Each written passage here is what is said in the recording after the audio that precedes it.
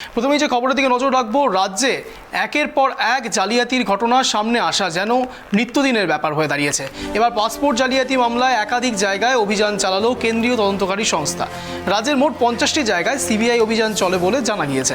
শুধু পশ্চিমবঙ্গ নয়, পার্শ্ববর্তী রাজ্য সিকিমেও হানা দেয় কেন্দ্রীয় তদন্তকারী সংস্থার অফিসাররা।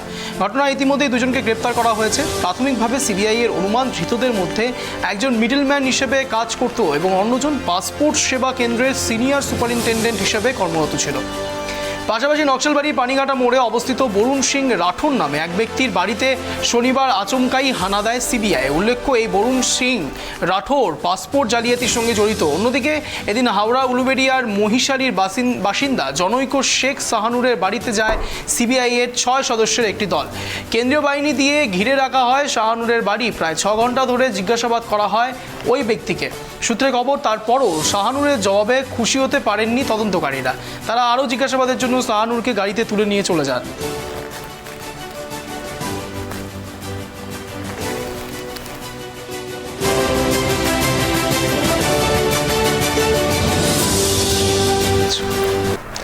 এ বিষয়ে একটু বিস্তারিত জানার চেষ্টা করব। এই মুহূর্তে রয়েছে আমাদের প্রতিনিধি ঋষি চ্যাটার্জি। ঋষি, তোমার কাছে এটা জানতে চাইবো, এই পাসপোর্ট দুর্নীতি নিয়ে যা কথা উঠছে, যে একেবারে পাসপোর্ট দিয়ে তারা নানান রকম পাসপোর্ট নিয়েও নানা রকম কাজ চলছে, পাসপোর্টের জালিয়াতি মামলা নিয়েই আপাতত তৎপর সিবিআই, কি জানা যাচ্ছে?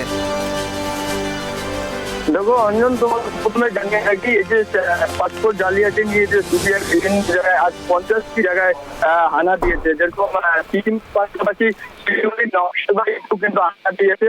হ্যাঁ, এখানে বহু নথি কিন্তু উদ্ধার করেছে।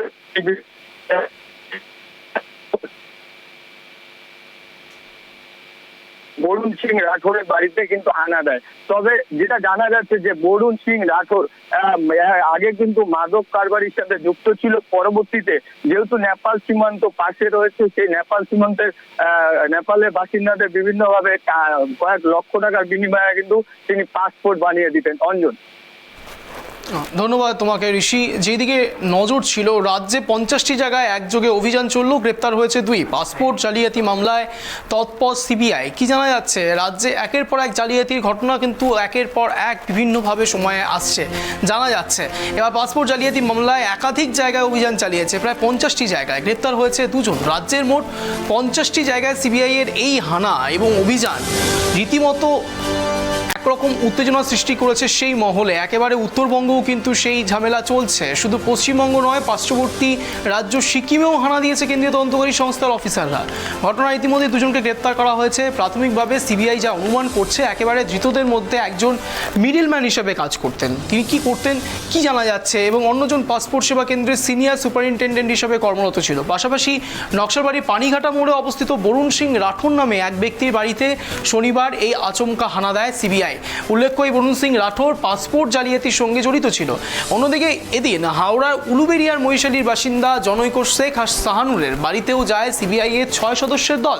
কেন্দ্রীয় বাহিনী দিয়ে ঘিরে রাখা হয় শাহানুরের বাড়ি। প্রায় 6 ঘন্টা ধরে জিজ্ঞাসাবাদ করা হয় ওই ব্যক্তিকে। সূত্রের খবর, তারপরও শাহানুরের জবাবে খুশি হতে পারেননি তদন্তকারীরা। চলছে তদন্ত, কোন দিকে নজর যায়, কোন দিকে তদন্ত চলতে থাকে, সেদিকে নজর থাকবে আমাদের।